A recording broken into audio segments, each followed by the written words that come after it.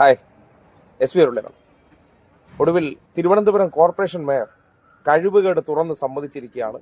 തലസ്ഥാനത്തെ മാലിന്യ നീക്കം താളം തെറ്റിയതായിട്ട് അദ്ദേഹം തുറന്ന് സമ്മതിച്ചു. അതും സംഘി ചാനലായിട്ടുള്ള ഏഷ്യാനെറ്റ്. കാര്യം ഈ സോഷ്യൽ മീഡിയയിൽ ഉൾപ്പെടെ മുഖ്യധാരാ മാധ്യമങ്ങൾ ഒളിപ്പിച്ച പല കാര്യങ്ങളും അനുദിനം വാർത്തയായി റിപ്പോർട്ട് ചെയ്യപ്പെട്ടു തുടങ്ങിയപ്പോൾ മാധ്യമങ്ങൾക്ക് നിലനിൽക്കാതെ യാഥാർത്ഥ്യം ജനങ്ങളോട് പറയേണ്ടി വന്നു. ആ നിലയ്ക്കാണ് ഇപ്പോൾ ഏഷ്യാനെറ്റ് ചാനലിലൂടെ മേയർ നടത്തിയിരിക്കുന്ന പരാമർശം എന്താണെന്ന് നോക്കി. മാലിന്യ നിർമ്മാർജ്ജനം താളം തെറ്റിച്ചത് ശിവൻകുട്ടിയാണത്ര. കേട്ടല്ലോ, അതായത് താളം തെറ്റി എന്ന് തുറന്ന് സമ്മതിച്ചു. പക്ഷെ അതിന് കാരണക്കാരൻ ശിവൻകുട്ടിയാണ്. കാര്യം ശിവൻകുട്ടിയാണല്ലോ ഇപ്പൊ തലസ്ഥാനത്തെ മേയർ. മേയർ വി രാജേഷ് എന്ന് പറഞ്ഞാൽ അവിടെ പടമായിട്ടിരിക്കുകയും ഈ നഗരസഭയുടെ മാലിന്യ സംസ്കരണത്തിന്റെ ഇടപെടൽ അല്ലെങ്കിൽ ഈ തെരുവുനായ ശല്യം എല്ലാം മാറ്റേണ്ട ഉത്തരവാദിത്വം ആർക്കാണ്?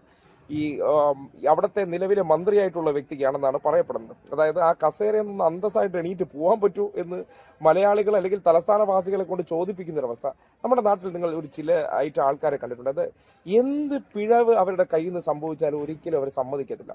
അത് ആരെങ്കിലും ഇരയാക്കി മറ്റുള്ളവരുടെ തോളിൽ ചാരി രക്ഷപ്പെട്ടു പോകുന്ന ആൾക്കാരെ കണ്ടിട്ടില്ലേ? അതാണ് യഥാർത്ഥത്തിൽ ഇപ്പോഴത്തെ തിരുവനന്തപുരം നഗരസഭ. ഈ സംഘികളുടെ സ്വഭാവമുള്ള പലരിലും കണ്ടിട്ടുള്ളതാണ്. ഈ കൂടെ നിന്ന് എസ്കേപ്പ് എന്ന് പറഞ്ഞാൽ, അല്ലെങ്കിൽ അവർക്ക് തെറ്റുപറ്റിയാൽ ഒരിക്കലും ആ തെറ്റ് സമ്മതിക്കത്തുമില്ല. ആ തെറ്റ് ആരുടെയെങ്കിലും തോളിൽ ചാരി രക്ഷപ്പെട്ടു പോകുന്ന പ്രവണത അതാണ് ഇപ്പോൾ കാണുന്നത്. എന്തായാലും ഏഷ്യാനെറ്റിൽ പറഞ്ഞിരിക്കുന്ന കാര്യം വെച്ചിട്ട് ഇപ്പോൾ തലസ്ഥാനത്തെ മാലിന്യ നിർമ്മാർജ്ജനം ശിവൻകുട്ടി കാരണം താളം തെറ്റിയിരിക്കുന്നു. ഇത്രയും കാലം അവിടെ സ്വതന്ത്ര ഭരണമായിട്ടുള്ള നഗരസഭയിൽ മാലിന്യ സംസ്കരണം കൃത്യമായിട്ട് നടന്നു. 10 വർഷത്തിനകം എന്തെല്ലാം കാര്യങ്ങളാണ് അവിടെ മാറ്റം, 45 വർഷം കൊണ്ട് എന്തെല്ലാം കാര്യങ്ങൾ കൃത്യമായി നടന്നിരുന്നതാണ്. ഇങ്ങനത്തെ പ്രശ്നങ്ങൾ നിങ്ങൾ കേട്ടിരുന്നു. മാലിന്യം കുന്നുകൂടിയ ഒരു കാലഘട്ടത്തിൽ നിന്ന് മാലിന്യ സംസ്കരണത്തിന് ഒരു നഗരസഭ സ്വയം പര്യാപ്തത നേടി വന്ന ഒരു കാലഘട്ടത്തിലാണ് അതുപോരാ ഇവിടെ ബ്ലൂ പ്രിന്റ് വികസനം വരട്ടെ എന്ന നിലയിൽ ഇവർക്കൊരു അവസരം കൊടുത്തത്. എന്ത് സംഭവിച്ചു? ഇപ്പോൾ നഗരവാസികൾ അനുഭവിച്ചു തുടങ്ങി. ഞാൻ പറഞ്ഞാൽ ചില പ്രവൃത്തിയുടെ ഫലം അനുഭവിച്ച് തന്നെ തീർക്കണം, എന്നാലേ മനസ്സിലാകുള്ളൂ.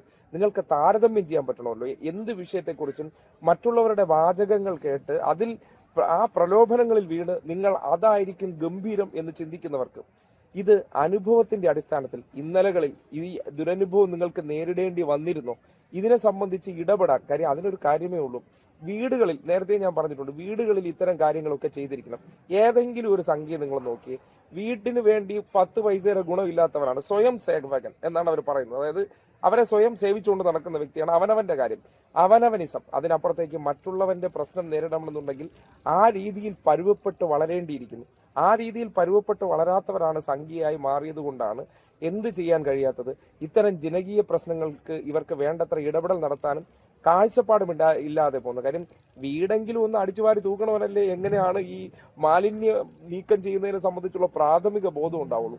ഇതൊന്നും ചെയ്യാതെ പുറത്തിറങ്ങി ഡയലോഗ് അടിച്ചുകൊണ്ട് നടക്കുന്നവർക്ക് എവിടെ നിന്നാണ് ഇത്തരം സാമാന്യ ബോധമുണ്ടാവുക എന്ന് നിങ്ങൾ ആലോചിച്ച് നോക്കൂ. ആ ഒരു സ്റ്റേറ്റ്മെന്റോട് കാര്യം ഇപ്പോൾ തിരുവനന്തപുരം കോർപ്പറേഷന്റെ ഭരണത്തിലിരിക്കുന്നവർക്ക് ആർക്കും ഒരു ഉത്തരവാദിത്വമില്ല. അവരുടെ ഈ ഭരണ പാളിച്ച കൊണ്ട് 45 ദിവസം കൊണ്ട് എന്തെല്ലാം ഈ തെരുവുനായ പ്രശ്നം പരിഹരിക്കും എന്ന് പറഞ്ഞു. തലസ്ഥാനത്തെ മുഴുവൻ ഈ റോഡുകളും ടാർ ചെയ്ത് ഇനി ഒരു പ്രശ്നമില്ലാത്ത അവസ്ഥ, ഓടകൾ ക്ലീൻ ചെയ്യും.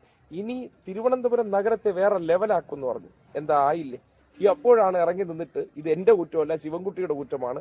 വെള്ളം എവിടെയെന്ന് ചോദിക്കുമ്പോൾ അത് എൻ്റെ കുറ്റമല്ല, വാട്ടർ അതോറിറ്റിയുടെ കുറ്റമാണ്.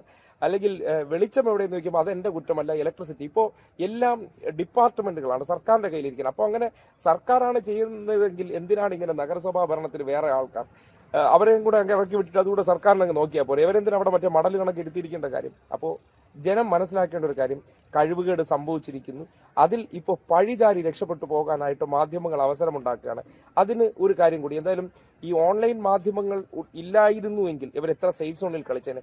അതുമായി ബന്ധപ്പെട്ട് ഈ ഓൺലൈൻ മാധ്യമങ്ങളുടെ വാർത്തയെ സംബന്ധിച്ചും ഈ മഴക്കാല പൂർവ്വ ശുചീകരണം ഉൾപ്പെടെയുള്ള പ്രവർത്തനങ്ങളെല്ലാം താളം തെറ്റുന്ന സാഹചര്യത്തിലെത്തിയപ്പോഴേക്കും മനോരമയുടെ റിപ്പോർട്ടർ, ശ്രദ്ധിക്കുക, മനോരമയുടെ റിപ്പോർട്ടറുടെ ചോദ്യമാണ്. കാര്യം ഓൺലൈൻ മാധ്യമങ്ങളല്ലേ, ഞങ്ങൾ നിങ്ങളെ വിമർശിക്കുന്നില്ല, പൈസ അടച്ചിരിക്കുന്നതുകൊണ്ട് ഞങ്ങൾക്ക് നിങ്ങൾ എന്ത് ചെയ്താലും ഞങ്ങൾ കണ്ണടയ്ക്കും. ഇപ്പോൾ മേയർ എന്നുള്ള വ്യക്തി നമുക്ക് വിമർശിക്കുകയേ വേണ്ട. ഇപ്പോൾ ഈ അവസ്ഥ ഉണ്ടായിരുന്നെങ്കിൽ ആര്യ രാജേന്ദ്രനായിരുന്നു ഇവിടുത്തെ മേയറെങ്കിൽ എന്തൊരു ബഹളമായനെന്ന് ആലോചിച്ച് നോക്കിയേ. ആ സ്ത്രീയെ ചുറ്റിപ്പറ്റി എന്തൊരു ആക്രമണം നടന്നേനെ. ഒരു ദയാരഹിതമായിട്ട് അവരെ വല്ലാതെ ആക്രമണം. ഇപ്പോൾ മേയറെ കുറിച്ച് ഒരു അക്ഷരം പോലും കേരളത്തിലെ മാധ്യമങ്ങൾക്കോ ഈ സോഷ്യൽ മീഡിയയിൽ പതുങ്ങിയിരിക്കുന്നവർക്കെല്ലാം ഈ കഴിവുകേട് കണ്ടിട്ട് ഒരക്ഷരം പറയണ്ടല്ലോ. തുടക്കത്തിൽ തന്നെ ഒരാളുടെ കഴിവില്ലായ്മ എന്താണെന്ന് നഗരസഭാ ഭരണത്തിന്റെ ഇപ്പോഴത്തെ അവസ്ഥ എത്തിയപ്പോൾ, കാര്യം ഈ തുടക്കത്തിലേ അത് ബെസ്റ്റായിട്ട് തുടങ്ങിയാലേ ഭംഗിയായിട്ട് മുന്നോട്ട് കൊണ്ടുപോകാൻ പറ്റൂ. അടിമുടി താളം തെറ്റിയ അവർ ഇപ്പോൾ എങ്ങനെയാണ് ഓൺലൈൻ മാധ്യമങ്ങളെ പ്രമുഖ മനോരമയിലെ ഒരു മാപ്രയുടെ ചോദ്യത്തിന് വിമർശിക്കുകയും CPM നേതാക്കന്മാർ ഇവർ വരുത്തുന്ന വീഴ്ചയെ ചൂണ്ടിക്കാട്ടുമ്പോൾ അതിനെ ഏത് രീതിയിൽ പറഞ്ഞാണ് എസ്കേപ്പ് അടിക്കുന്നത് കൂടി നിങ്ങൾ കേട്ടിട്ട് മൊത്തത്തിൽ നിങ്ങൾ തന്നെ വിലയിരുത്തൂ. ബ്ലൂ പ്രിന്റ് വികസനം സൂപ്പർ ആണോ അല്ലയോ എന്നുള്ള കാര്യം. വേറെ വലിയ പ്രശ്നം നിങ്ങൾക്ക് ഈ മഴക്കാലപൂർവ്വം അല്ലെങ്കിൽ ഇത്തരത്തിലുള്ള പ്രതിസന്ധികൾ നേരിടുന്നതിനോടൊപ്പം തന്നെ വലിയ പ്രതിസന്ധി എന്ന് വെച്ചാൽ ഈ നവമാധ്യമങ്ങളിലൂടെ വരുന്ന വിമർശനങ്ങളാണ്. അതായത് മേയർക്കും ഡെപ്യൂട്ടി മേയർക്കും ഒന്നും കാര്യമായി ഭരണ സംവിധാനത്തെ നിയന്ത്രിക്കാൻ സംവിധാനങ്ങളില്ല. അവർ അവരുടേതായ വ്യക്തിപരമായ കാര്യങ്ങളിലേക്ക് പോവുകയാണെന്നൊക്കെയല്ല വലിയ വിമർശനങ്ങൾ CPM സൈബർ സഖാക്കളാണ് അത്തരത്തിൽ കൂടുതലായിട്ട് വരുന്നത്. വാസ്തവത്തിൽ അതും നേരിടേണ്ടി വരില്ല ഈ രോഗങ്ങളുടെ. അല്ല, അത് CPM ഇപ്പോൾ പ്രത്യേകിച്ച് ജോലിയൊന്നുമില്ലല്ലോ. ഇപ്പോൾ അസംബ്ലി ഇലക്ഷൻ്റെ റിസൾട്ട് കൂടെ വന്നു കഴിഞ്ഞാൽ കൂടുതൽ സമയം കിട്ടും. അപ്പോൾ പിന്നെ അവർക്ക് ഇക്കാര്യങ്ങളൊക്കെ ചെയ്യാൻ കൂടുതൽ സമയമുണ്ട്. അപ്പോൾ അതൊക്കെ അവർ ഭംഗിയായിട്ട് ചെയ്തോട്ടെ, അവരുടെ വഴിക്ക് ചെയ്തോട്ടെ. അപ്പോൾ പിന്നെ ഞങ്ങൾ ജനങ്ങളെ ഏൽപ്പിച്ച ഉത്തരവാദിത്തം കൃത്യമായിട്ട് ചെയ്യുന്നുണ്ട്. CPMൻ്റെ മുതിർന്ന സഖാക്കന്മാർക്കോ എനിക്കോടിപ്പോൾ അവിടെ ഞാൻ പേര് പറയുന്നില്ല, ഏറ്റവും മുതിർന്ന സഖാക്കന്മാർക്ക് ഉൾപ്പെടെ ഇപ്പോൾ ഒരുപാട് സമയമുണ്ട്, ഇതിനുള്ള സംവിധാനമൊക്കെ ഉണ്ട്. അപ്പോൾ അതുകൊണ്ട് അവർ വിമർശനങ്ങളൊക്കെ ഞങ്ങളതൊക്കെ തന്നെ ആസ്വദിക്കുകയാണ്, അവരുടെ വിമർശനങ്ങളൊക്കെ തന്നെ. മറ്റൊന്ന്, ഞങ്ങളിപ്പോൾ എല്ലാ വാർഡിനും 1 ലക്ഷം രൂപ വെച്ചിട്ട് അലോട്ട് ചെയ്തിട്ടുണ്ട്. എല്ലാ വാർഡിനും, അതായത് അത് മുൻപും ചെയ്തിരുന്ന കാര്യം തന്നെയാണ്, ആദ്യമായിട്ട് ചെയ്യുന്നതല്ല. അത് എല്ലാ വാർഡിനും അനുവദിച്ചിട്ടുണ്ട്. കഴിഞ്ഞ തെരഞ്ഞെടുപ്പിന് മുൻപ് കൂടിയ കൗൺസിൽ യോഗം തന്നെ അത് പാസ്സാക്കി അനുവദിച്ച് എല്ലാ വാർഡിലേക്ക് അക്കൗണ്ടിൽ ഇട്ട് തുടങ്ങിയിട്ടുണ്ട്. ചില വാർഡുകൾ കൂടി ഈ ദിവസങ്ങളിൽ പൂർത്തിയാവും. അതിന് പുറമെയാണ് കോർപ്പറേഷൻ നേരിട്ട് ഈ മൈനർ ഇറിഗേഷൻ്റെയും മേജർ ഇറിഗേഷൻ്റെയും PWD NHAയുടെയും KRFBയുടെയും ഒക്കെ ഉത്തരവാദിത്വത്തിലുള്ള സ്ഥലം കൂടി വൃത്തിയാക്കാൻ വേണ്ടി ഇറങ്ങുന്നത്. ചില ഡിപ്പാർട്ട്മെൻറ്റുകൾ അവർ തന്നെ ചെയ്യാൻ സമ്മതിച്ചിട്ടുണ്ട്. ഇപ്പോൾ ഹാൻഡെക്സിൻ്റെ പുറകിലുള്ള സ്ഥലമുണ്ട്. ഇന്നലെ തമ്പാനൂർ കൗൺസിലർ ഇന്നലെ ഉണ്ട്. ഇപ്പോൾ ഫോർട്ട് കൗൺസിലറുണ്ട്, ചാല കൗൺസിലറുണ്ട്. ഇവരൊക്കെ ഇരുന്നപ്പോൾ ഇന്നലെ തമ്പാനൂർ കൗൺസിലർ പറഞ്ഞത് ആ പനവിള ബേക്കറി ജംഗ്ഷൻ, അതോടൊപ്പം തന്നെ ഹാൻഡെക്സിൻ്റെ അവിടം, രാജാജി നഗർ, ഈ ഭാഗങ്ങളിൽ വെള്ളം പൊങ്ങും. അവിടെ PWD minor irrigation major irrigation ഒക്കെ ചെയ്യേണ്ടത്. പക്ഷേ അവിടുത്തെ ഏകദേശം ഒരു 100 ലോഡല്ലേ ഇന്നലെ, ഒരു 100 ലോഡ് മണ്ണ് മാറ്റേണ്ടതായിട്ടുണ്ട്. അത് ഞങ്ങൾ ആ ഉത്തരവാദിത്വം ഏറ്റെടുത്തു. ഇനി ഞങ്ങളിന്ന് അങ്ങോട്ട് പോവുകയാണ്. അപ്പോൾ അത് മറ്റുള്ള ഡിപ്പാർട്ട്മെൻറ്റിൽ ചെയ്യേണ്ടതാണ്. അപ്പോൾ ഞങ്ങൾക്ക് ഒരുപാട് സമയം, ഒരു 10-18 മണിക്കൂർ കോർപ്പറേഷൻ്റെ പ്രവർത്തനങ്ങൾക്ക് വേണ്ടി ചെലവഴിക്കുന്നത് കൊണ്ടാണ് ഞങ്ങൾക്ക് ഇങ്ങനെയൊക്കെ പോകാനും. ഇന്നലെ രാത്രി 11 മണി വരെ ഇതിൻ്റെ വിവിധ മീറ്റിംഗ് ആയിരുന്നു. രാവിലെ 6:30-7 മണിക്ക് ഞങ്ങൾ വീണ്ടും ഇറങ്ങി. അപ്പോൾ CPM സഖാക്കൾക്ക് ഇങ്ങനെ ഇറങ്ങേണ്ട ആവശ്യമില്ല. അവർക്ക് ഭക്ഷണമൊക്കെ സ്വസ്ഥമായിട്ട് ഇരുന്നിട്ട് സോഷ്യൽ മീഡിയ പോസ്റ്റ് ഇട്ടാൽ മതി. അസംബ്ലി ഇലക്ഷൻ കഴിഞ്ഞാൽ കുറച്ച് കൂടുതൽ സമയം കിട്ടും.